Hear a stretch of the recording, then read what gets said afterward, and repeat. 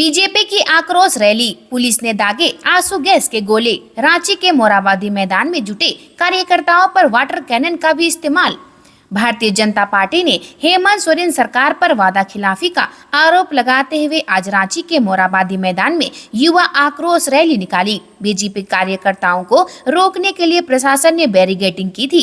कंटीले तार तक लगाए गए थे। कार्यकर्ताओं ने बैरिकेडिंग तोड़कर आगे बढ़ने की कोशिश की तो पुलिस ने आंसू गैस के गोले दागे, वाटर कैनन का भी इस्तेमाल किया गया। मोरहाबादी में रैली के बाद बीजेपी युवा मोर्चा के कार्यकर्ता सीएम हाउस घेरने के लिए निकल रहे थे। प्रदर्शनकारियों को टीओपी के पास से रोक दिया गया। वहीं कार्यकर्ता जोर जबरदस्ती करते हुए सीएम हाउस की ओर बढ़ने की कोशिश करते दिखे। बीजेपी के प्रदर्शन को देखते हुए सीएम हाउस की सुरक्षा बढ़ा दी गई। सीएम हाउस के दोनों ओर के चौराहों पर बैरिकेडिंग है। बड़ी संख्या में पुलिस वालों की तैनाती की गई है। बीजेपी का आरोप है कि 2019 विधानसभा चुनाव में बेरोजगारी भत्ते और नौकरियों को लेकर हेमंत सरकार ने जो वादा किया था वो पूरा नहीं हुआ। इधर कंटीले तार की बैरिकेडिंग को लेकर बीजेपी के प्रदेश अध्यक्ष बाबूलाल मरांडी ने सरकार को घेरा है। उन्होंने सोशल मीडिया एक्स पर लिखा कि आज तक कहीं भी कंटीले तार सिर्फ 2 जगह इस्तेमाल हुए हैं, देश की सीमा पर और दूसरा वन्य प्राणियों की सुरक्षा के लिए। ये पहली बार है कि बेरोजगार युवाओं को रोकने के लिए कंटीले तार लगाए गए हैं। ऐसा ना तो पहले किसी ने देखा है न किसी ने सुना है। सरकार में बैठे लोग अपनी सुरक्षा कंटीले तार से कर रहे हैं। ये अमानवीय है, शर्मनाक है और निंदनीय है। चंपई सोरेन से नाराजगी पर पहली बार खुलकर बोले सीएम हेमंत सोरेन। बीजेपी को भी दिया ये संदेश। झारखंड की सियासत में उस वक्त भूचाल आ गया जब मुख्यमंत्री हेमंत सोरेन के चाचा और राज्य के पूर्व मुख्यमंत्री चंपई सोरेन ने झामुमो से अलग होने का बिगुल फूंक दिया। इस विद्रोह के बाद पहली बार हेमंत सोरेन शुक्रवार को जमशेदपुर पहुंचे। हालांकि इस दौरान उन्होंने अपने चाचा चंपई के इस कदम पर सार्वजनिक रूप से चुप्पी साधे रखी। सोनारी में पूर्व सांसद सुनील महतो की पुत्री अंकिता महतो के श्रद्धांजलि सभा में पहुंचे हेमंत ने कहा कि यह शोक की घड़ी है, ऐसे में राजनीतिक प्रतिक्रिया देना उचित नहीं होगा। हेमंत ने चंपई सोरेन के मुद्दे पर किसी भी तरह की टिप्पणी करने से परहेज किया। हालांकि उन्होंने यह जरूर कहा कि चंपई से उनकी कोई नाराजगी नहीं है और वर्षों पुराने रिश्ते में कटुता की कोई जगह नहीं होती है। उन्होंने कहा कि झामुमो एक परिवार की तरह है और जिला, प्रखंड या फिर पंचायत स्तर के कार्यकर्ता इस परिवार का सदस्य हैं। हम सभी सदस्यों व उनके परिजनों के बीच विपरीत परिस्थिति में खड़े रहते हैं। होमगार्ड जवानों को मिल गई एक और अच्छी खबर। वेतन को लेकर हाईकोर्ट ने हेमंत सरकार को दिया नया आदेश।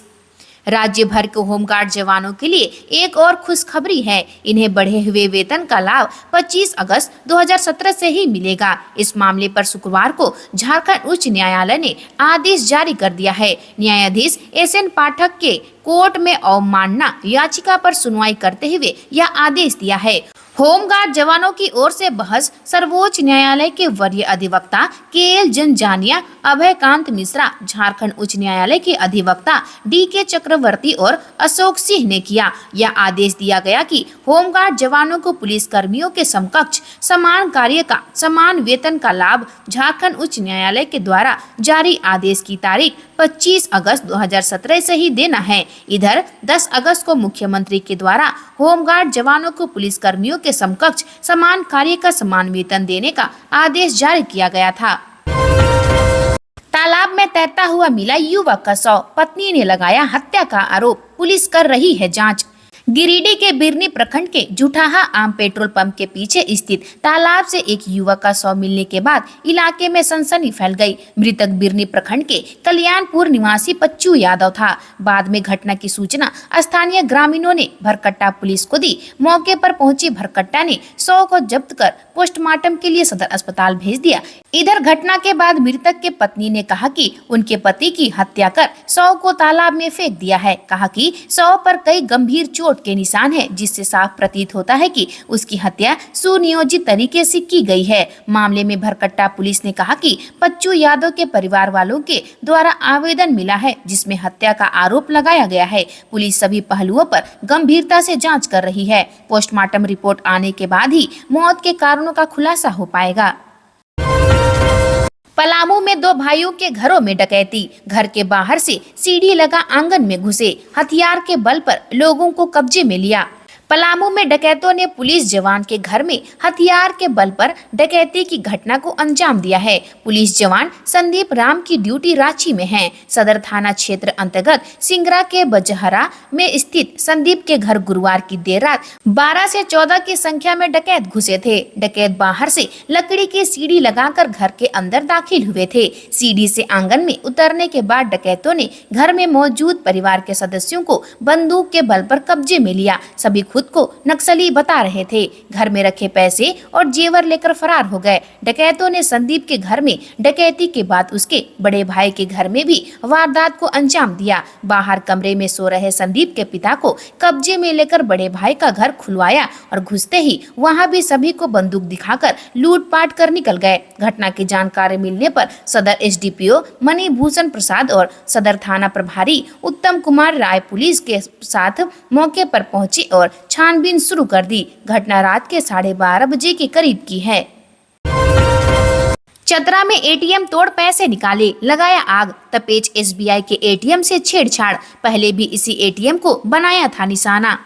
चतरा में बेखौफ अपराधियों का तांडव बदस्तूर जारी है। आए दिन शहर में सक्रिय अपराधी और चोर गिरोह के सदस्य लगातार छोटी बड़ी चोरी की घटनाओं को अंजाम देकर पुलिस को खुली चुनौती पेश करने में जुटे हैं, जिससे शहरवासियों में खौफ का माहौल लगातार बनता जा रहा है। पुलिस की नकारात्मक कार्यशैली से उत्साहित चोरों ने इस बार स्टेट बैंक के एटीएम मशीन को अपना निशाना बनाकर दहशत का माहौल कायम कर दिया है, जिसके बाद घटना की सूचना पाकर मौके पर पहुंचकर मामले की जांच में जुट गई है। चोरों ने शहर के तपेज एसबीआई में लगे एटीएम में देर रात धावा बोलकर मशीन को तोड़कर करीब 4 लाख रुपए की चोरी करने के बाद मशीन को फूंक दिया है। लोगों को घटना की जानकारी तब मिली जब अहले सुबह स्थानीय लोग मॉर्निंग वॉक पर निकले। महिला को जहर देकर मारने का प्रयास, धनबाद में दहेज के लिए पत्नी को दिया जहर, स्थिति गंभीर, एसएनएमएमसीएच में इलाजरत। धनबाद जिले के चास नाला में एक पति ने पत्नी को दहेज के लिए जहर देकर मारने का प्रयास किया है, जिसके बाद महिला को इलाज के लिए एसएनएमएमसीएच में भर्ती कराया गया है, जहां महिला की स्थिति गंभीर बनी हुई है। घटना के संबंध में महिला के परिजन ने मीडिया को बताया कि दहेज के लिए चास नाला निवासी अजय कुमार मारपीट करता है, जिसकी लिखित शिकायत थाने में दर्ज कर दी गई है। महिला डिगवा डी की रहने वाली बताई जा रही है। बताया जा रहा है कि महिला का पति अजय कुमार टेम्पू चालक है। महिला का परिजन ने आरोप लगाया है कि आए दिन अजय कुमार अपनी पत्नी के साथ मारपीट की घटना का अंजाम देता आ रहा है। शुक्रवार की अहले सुबह सोनी कुमारी नामक महिला को जहर देकर मारने का प्रयास किया, जिसकी सूचना पड़ोसियों ने महिला के परिजनों को दी। मामले की सूचना मिलने पर महिला का परिजन ससुराल पहुंचे और इलाज के लिए Shaheed Nirmal Mahato medical college and hospital में भर्ती कराया गया, जहाँ उसका इलाज चल रहा है। गौतम गंभीर की मुश्किलें बढ़ा रहे हैं ईशान किशन, बल्लेबाजी के बाद अब गेंदबाजी में भी छाए। चेन्नई में चल रहे बूची बाबू इनविटेशनल टूर्नामेंट में झारखंड के कप्तान ईशान किशन लगातार चर्चा में बने हुए हैं। भारतीय टीम से बाहर चल रहे ईशान किशन टूर्नामेंट में लगातार अच्छा प्रदर्शन पर कोच और सिलेक्टर्स की मुश्किलें बढ़ा रहे हैं। टूर्नामेंट में शानदार शतक लगाने के बाद अब ईशान किशन ने गेंदबाजी में भी हाथ जमाया है। हैदराबाद के खिलाफ मैच में ईशान किशन गेंदबाजी करते नजर आए। उनकी गेंदबाजी का वीडियो सोशल मीडिया पर काफी वायरल हो रहा है। झारखंड में फन उठाने से पहले ही कुचले जा रहे हैं आतंकी, एनआईए और एटीएस कस रही है नकेल।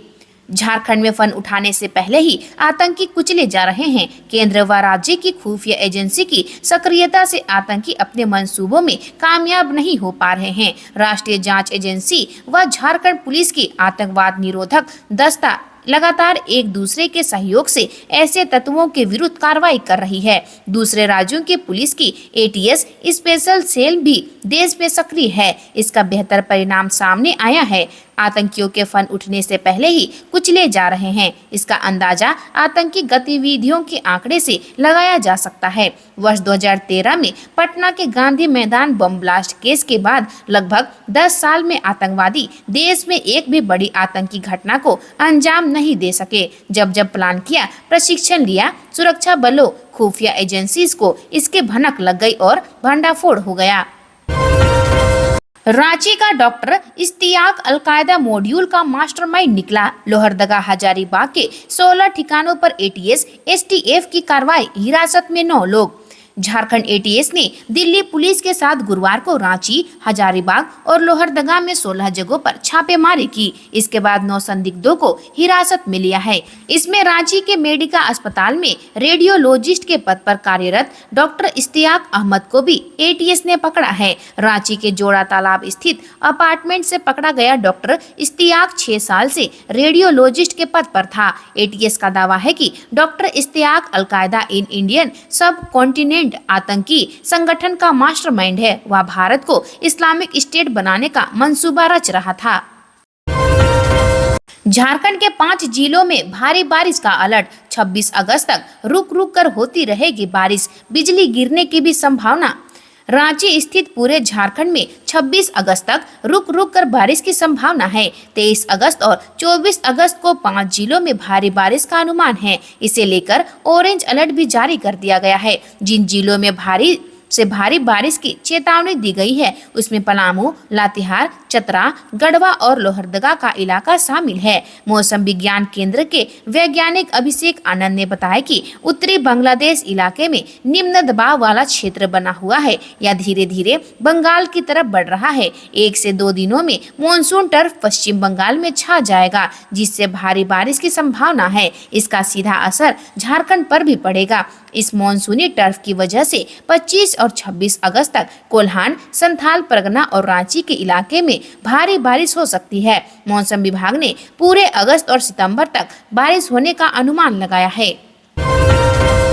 चंपाई सोरेन ने बता दिया अपना पूरा प्लान। हेमंत सोरेन को गच्चा देने वाले सीएम अब क्या करेंगे?